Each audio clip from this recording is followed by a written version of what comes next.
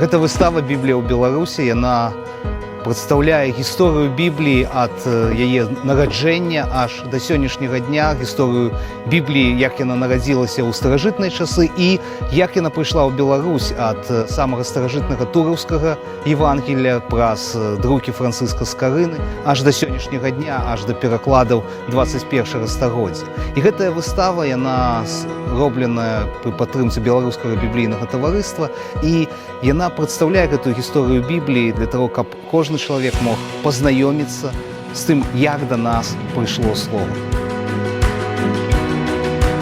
Наколькі я ведаю, гэта у цэлым першая выстава ў Беларусі, которая пастаянна будзе змяняць сваё месцазнаходжанне.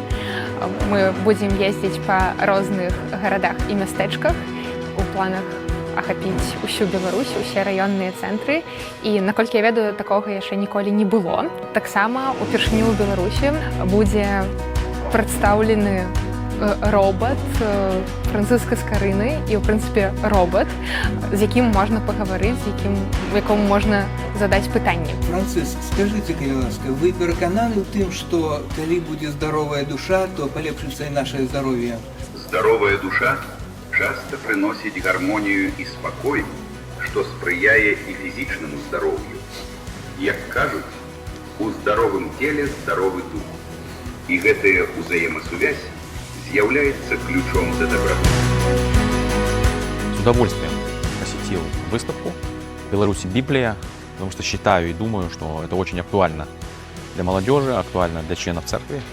И, конечно, самому нужно окунуться в эту прекрасную, добрую библейскую атмосферу, чтобы еще раз для себя понять, насколько Библия может влиять не только на личность и внутренность человека, а на целые поколения, на государства и на страны не просто настоящего, мы говорим, и прошлого.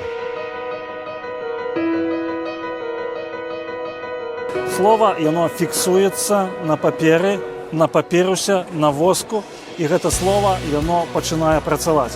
І зараз я запрашаю вас у гісторыю Старога Запавету. Осознание того, что Библия живет вне зависимости от тех условий, которые складываются в нашей истории, даже если это самые сложные времена, самые темные времена. Божье Слово живет, оно действенно, и оно так или иначе все равно пробивается, как росток из сухой земли.